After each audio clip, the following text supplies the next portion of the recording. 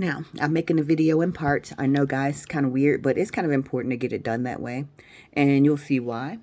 And so let's get started, because you don't always want you have your personal information out there. And they take down videos with personal information. So here we go. Hospital, the medical and staff hospital. Oh, yeah. They have an urgent care. So if you feel like you need to get there to be seen for immediate attention, don't hesitate to go there. Open from 7 to 7. I will, right? Now, mind you, this woman also knows that I can't go to the VA because I was a victim of a sexual assault there. This is the entire reason I have care in the community, because going to a VA puts me into a sense of paralysis, the smell, just being around the people. So her and the people she works with, because she's friends with the people over in the VA caregiver team, as well as the people over in what's that community support, that patient advocate, which they're not here. They don't advocate for anyone here. But so she's friends with them, and so they thought this would be a good lark for me. So here we go. Let me tell you some more. Here we go. Now, I'm just hoping just to get somebody to take my blood and tell me just to get off some thinners or get off some thinners. Exactly. Well, I'm hoping that you get through this. These guys will take care. I know they're going to take care of you. They're going to get you to somebody else, and then we'll see the documents that come through that says we need to put you to another provider. Oh, wonderful. So it's 503 434. Yeah, hold on 1 second. I have to run back to my... Now, she had to go back and look for that number after she just gave it to me again.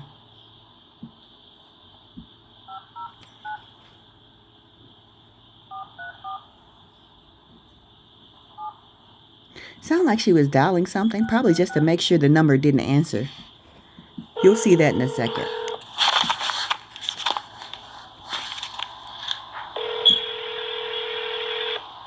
Now, this is me calling. This is actually me calling that number that she told me to call to talk to Nia.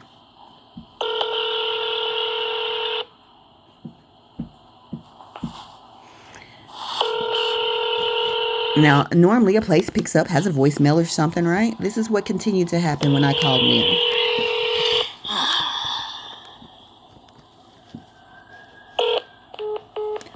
Ooh, look at that. Thought it was a fluke. So guess what? Guess what I do? I call back. Just to be sure it's not a fluke. It's what you do. Proper customer service etiquette on everybody's part. I used to work in customer service. My degree is in business management.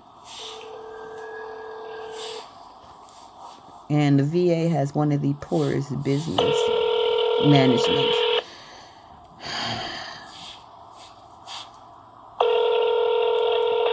This is me still calling that same number over again because I'm thorough. I wanted to make sure. Okay, yeah, I called them again. Yeah, you guys, so I called them from 2 phones at this point. I called them from an Apple phone and an Android phone. Yes, because I am Alice and I'm that anal retentive. I wanted to ensure that it wasn't a network issue with maybe Apple or Android, and that wasn't the reason why it kept going to this non-existence.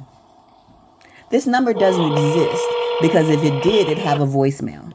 So what this lady essentially did is she had Sabrina calling somewhere that didn't exist because she thought it would be funny, and she thought our personalities were at a point where we wouldn't remember to call back. And some days we are, but other days we're me. And this is me calling them again and it not working, and me getting frustrated. Listen, press 2. I called them back. Regarding behavioral health, dialysis, this is women's me. Health, or urology. This is me calling back to the same place where I just got the phone with that woman, and to tell her that the number didn't work. Press 3 for referral questions.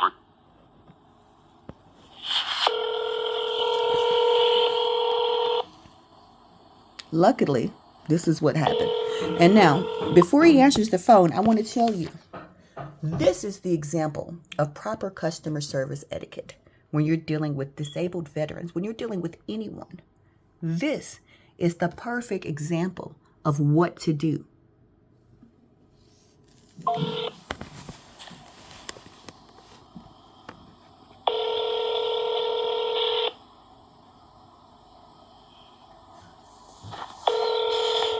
Give the ring in a second, Simon. Spokane VA Office of Community Care. This is John speaking. May I help you? Just a second ago, care team that's not getting in touch or providing community care, and I'm in desperate need of seeing a doctor. I called you guys back to let you know I wanted to be seen at the community care right down the street from my house, Chaz. And I was trying to change to that, and someone said I need to talk to an office named Near. I called the Near office. All it does is ring, and it doesn't do anything but take me to a voicemail. And I've been trying to fix this for about a month now. Take me to a voicemail. And I'm a seriously sick and disabled veteran who needs to have their blood monitored, and I haven't had my blood tested. Yeah, never think that I'm lying. You guys heard it go to the thing. Sometimes I just misword. It didn't even have a voicemail to go to, honey. It just beeped and beeped and beeped for a year. So, what is your date of birth? Funding. I've called. I've left messages since I've been assigned to them. I have not heard anything back. It was urgent then. And so I just want to be seen at Chaz. I'm the one that picked this provider. You guys didn't pick it for me. I just want to pick a different provider and go with Chaz. The person I talked to at first told me I need to call someone named Near. I called the phone number they gave me for Near. All it did was ring, and then it didn't even go to a voicemail. It just hung up on me. Yep. Okay. Providence, so you're switching to Chaz now. Yes. And you may have said this, and I apologize for missing it.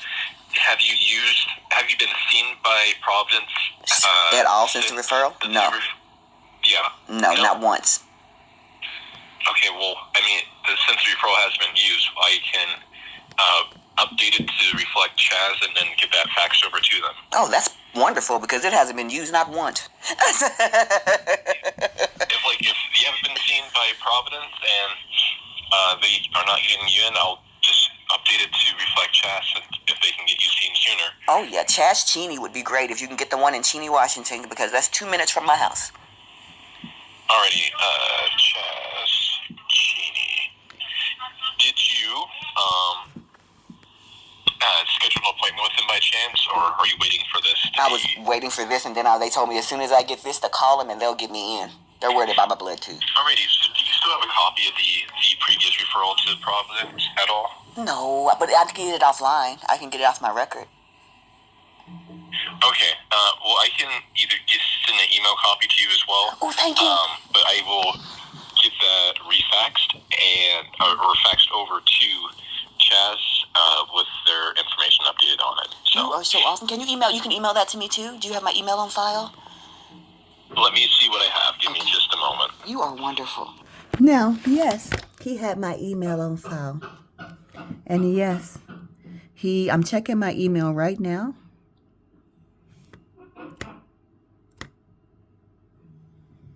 And let's see. Nope, no emails as of yet. But it doesn't mean that it hasn't happened yet.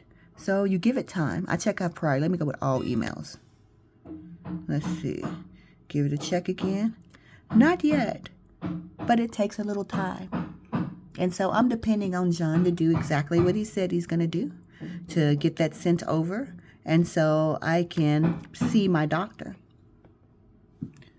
But do you see how condescending the other person was? You probably see it more. Had you been able to have privy to the conversation I had the first time with her, how she still had me trying to jump through hoops to try to fix things, and how now this individual just fixed it. Now, it's yet to be seen if we're going to see the email anytime soon, but the thing is, we just got off the phone. My husband is running for Congress because veterans, the disabled, the poor, the working class, those of us who need to be heard, are being denied our voice. We never wanted to go into politics. We're farmers. We're both veterans. We're both farmers. We always thought politics was for the politicky. And I think that's what's wrong with the whole world right now. Politics aren't just for the politicky. Because if you leave it up to the people who want the job, we end up in this situation because they want it for the wrong reasons. When a man wants it that bad and the money doesn't pay well, he's not worried about the money that's going to pay on the paycheck. He's worried about the money he's going to get in kickbacks, or a woman, depending. We don't want your money. Not unless it's to donate to the campaign. We just want our sense of right and wrong back. The sense of have and have nots to disappear. Because that's not the world I want to live in. Do you?